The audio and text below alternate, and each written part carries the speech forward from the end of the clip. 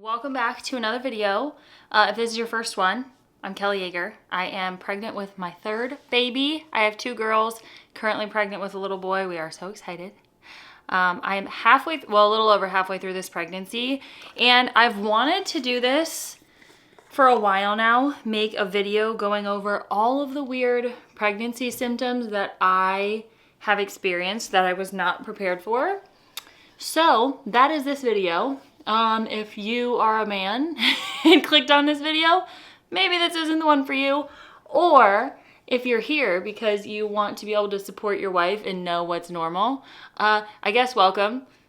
Sit back, relax, enjoy the video. But that's what we're going to be talking about. Weird pregnancy symptoms that probably no one warned you about, or maybe you didn't expect like me. These are just ones that I have experienced. I would love to know below what you experienced that you were not prepared for. And yeah, let's just help each other be more prepared for what all comes along with pregnancy, because it's a lot. Yes, I am getting ready while we're talking about this because I have limited time. Starting off with a big one, first trimester. I had always heard people talk about morning sickness. Like, oh, when you're pregnant, you get morning sickness, and people like in TV shows find out they're pregnant from throwing up in the morning. First of all, throwing up is like my least favorite thing ever. I was praying that would not be my experience.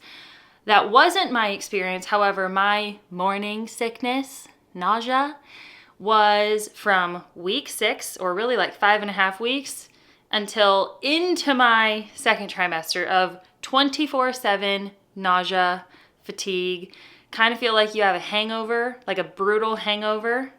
I didn't throw up. It doesn't always mean you throw up. It just means you can feel like absolute booty for your entire first trimester, sometimes longer.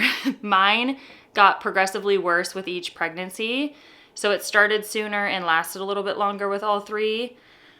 But like all of my actual symptoms were the same with it. Just felt very tired, very nauseous, aversions to like everything. Salty foods always sounded better than sweet foods.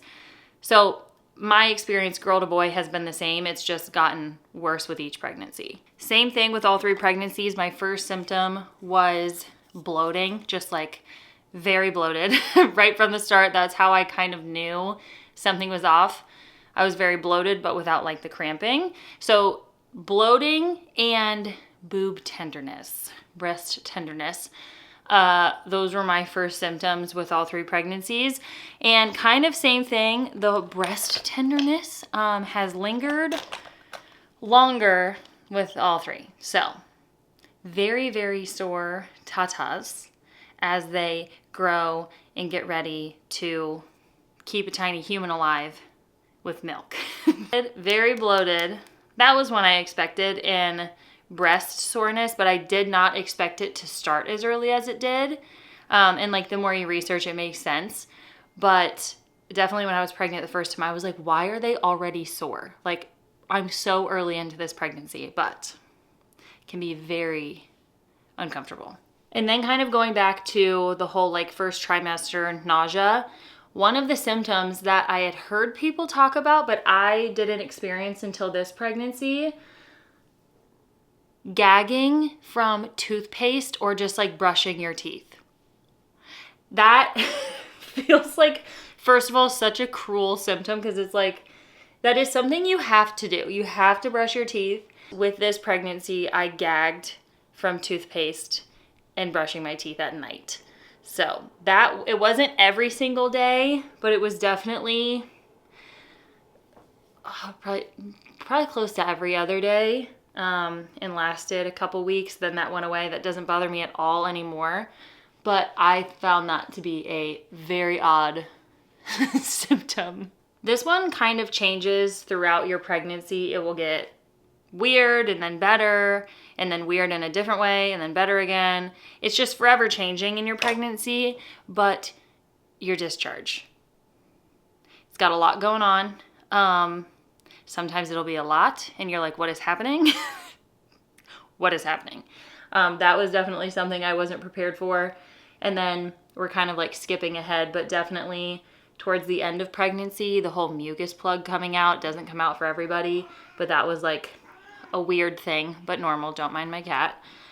But yeah, just your discharge throughout your entire pregnancy is changing, and it can be a lot. Along with all the hormonal changes, for me came weird spouts of like BO. I would have a week where my BO, like I could not stand the smell of myself after I was sweating or outside for a little bit. And then it would go back to being totally fine. So your hormonal changes can come with some interesting smelling BO. Just another fun thing to like really make you confident and feel good about yourself. But it's temporary. All of these are temporary. They're like ever changing along with your pregnancy and your hormones and everything. But like this pregnancy in particular, there was a random like 2-week span of time where I was like, what? Once again, what is happening? That is kind of the theme with some of these symptoms. So yeah, you could have some weird smelling BO. Now this one, at least based off of like the friends that I've talked to, I feel like is so different. Pregnancy to pregnancy and person to person, you could definitely argue that's for like every symptom for sure. But this one in particular, I feel like people either feel it or they don't. Sex drive, just like low libido or high libido. With my first two, well, definitely my first pregnancy, I just had like zero sex drive. Wasn't interested at all.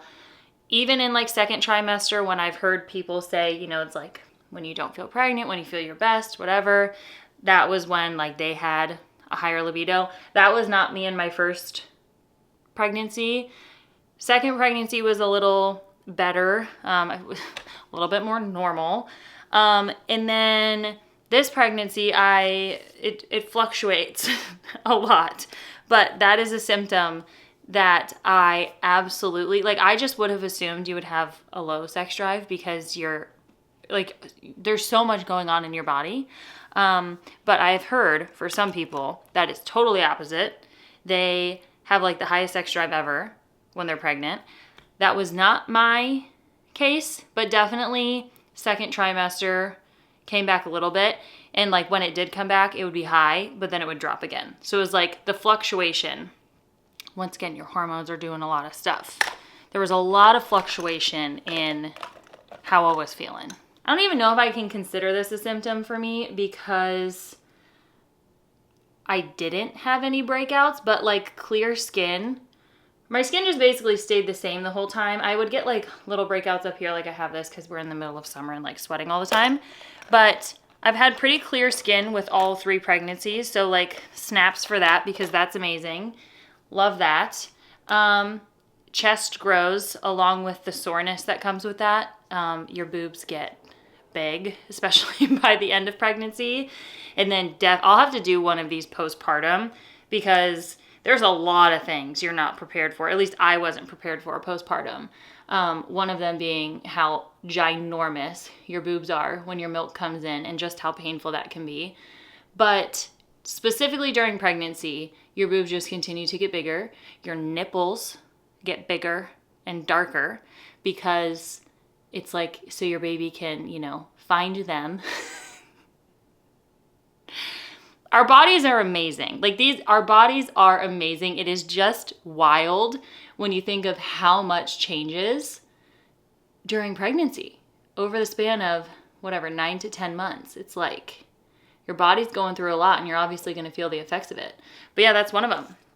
Your boobs get bigger, your nipples get bigger, and your nipples get darker. They do go back down in size after, and your like nipples lighten up again, but definitely a symptom. I remember seeing it pop up on like whatever pregnancy tracking app I was using with my first pregnancy. And I was like, it's like this week you can, like, you might be noticing your areola is getting darker. And I'm like, what?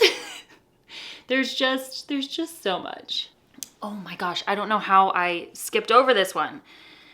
And it has still lingered. So it wasn't just a first trimester thing with me, but with all 3 babies, I had the strongest coffee aversion. Like the smell of hot coffee, especially in my first trimester, was one of the worst aversions. Like terrible. Terrible, terrible, terrible. And I've talked to so many other women who have had that same coffee version, and I'm like, what the heck is that? That's so weird. But like into my second trimester, I still haven't had hot coffee, but I do iced coffee in the mornings. I do like a decaf cold brew, and I love that. But hot coffee still smells and sounds terrible. This next one started at different times in my pregnancies, but has been consistent with all three. Insomnia. Pregnancy insomnia, I know, can be really bad for a lot of women. It has affected me definitely in third trimester. Like my first pregnancy was mostly in my third trimester was when it was the worst. And then it has started earlier with each pregnancy. So that kicked in for me this time in the first trimester. And I just wake up randomly in the middle of the night and have a hard time going back to sleep. So yeah, pregnancy insomnia. One I wasn't prepared for the first time around. Obviously, since this is not my first go around this time, it's my third. I was well aware that it could happen and I was prepared for it. I do take Unisum, which helps. I continue taking, I take Unisum and B6 in the beginning to hopefully help with nausea. It does definitely take the edge off a little bit, but it's still pretty bad first trimester. And then even once I stopped taking B6, I continue taking Unisum to help with the sleep insomnia, and that's been good, along with magnesium. Magnesium helps a lot too. You just have to make sure you get the right kind. But yeah, pregnancy insomnia is a big one, and like affects your day, obviously, because you're tired. Like you are so tired and you want to sleep, but then when you try to sleep, your body wakes you up or you can't fall asleep. Kind of going off of the insomnia is just like the pregnancy fatigue you feel. It was something that, like, I knew I was going to be more tired when I was pregnant because your body is growing a full human being from scratch, like, incredible. But I just would have assumed that once again, sleeping, then you would wake up and, like, feel so rejuvenated and recharged, which, like, sometimes you do. But for the most part, pregnancy exhaustion, once again, for me, is, I would say, even worse than, like, newborn exhaustion, because pregnancy exhaustion, you're tired and no amount of sleep really helps. Like I'll wake up and still just feel tired and get tired very quickly. Whereas newborn exhaustion, like you're so sleep deprived, but you take a nap and then you wake up and feel like a whole new person. I never have that experience while I'm pregnant. So although I do not love the whole newborn sleep phase, it's a different kind of tired. Because at least when you take a nap, you wake up and feel better and feel like you can like conquer the day. My experience with pregnancy tired is naps don't really help. And like, once again, it's hard for me to get good sleep at night. So you're just tired a lot. You can still function through it. It's just a different kind of tired. I didn't really experience it with this pregnancy, but with my last two, another like kind of early symptom I had between first and second trimester were nosebleeds. Your blood volume is increasing, and I had so many random nosebleeds that would also take forever to stop. That was for like a short period of time, and then it would stop, and then I wouldn't have any issues with it again. But yeah, nosebleeds towards like the beginning, middle of pregnancy. Last one I'm gonna mention, and this is definitely more towards the end of pregnancy, but I know some women can experience it even in second trimester. If I'm being honest, I'm probably already starting to experience it because I'm getting way more focused on little details of things. But nesting. I feel like I always heard people talk about nesting, but just did not understand it, obviously, because I had never been through pregnancy before and felt that like nesting urge. When you think about it, you're like, oh yeah, getting all the baby's clothes organized, making sure everything's clean, like that makes total sense. No, it can apply to you organizing your pantry, organizing random areas of your house that nobody's going to see. It's like you fixate on all these little things and you want them to be perfect and super organized and super clean, and you want to declutter a bunch of stuff. Like it doesn't just apply to baby stuff. Nesting applies to anything and everything, really. With each pregnancy, I would say within like the last 4 weeks before I'm due, I have deep cleaned our pantry and gotten rid of a bunch of stuff, organized it, gotten it all perfect. And that's on top of everything else. The nursery, my other two kids' rooms, or my other little girl's room at the time for my second pregnancy, our room, like it applies to everything. it's not just baby stuff, which I was not expecting. It's nice because your house and car and garage and basement, whatever, are looking good. But I'm like, for a time when I don't have much energy, why is my body telling me to go expend so much energy cleaning and organizing things that like don't matter? But it does kind of make sense. Like you're getting all this stuff done, so then when baby's here, you don't have to worry about it and like you're in a nice environment. I don't know. That just always cracked me up because I'm like, why do I have such a strong urge to organize our basement shelves that our baby will never see? That is going to be it for this video. Let me know what other pregnancy symptoms you weren't expecting that you ended up experiencing down below. I would love to know. There's so many. There's so many. I'm definitely going to do one of these postpartum because, once again, I've already been through postpartum twice. There's a lot, probably more postpartum that I wasn't prepared for than pregnancy. So I'll do one of those, but I'll probably wait till I'm postpartum this time. I don't know. We'll see. Let me know what symptoms, or your weirdest symptom. I would love to know that. And that is it. I'll see you in the next video.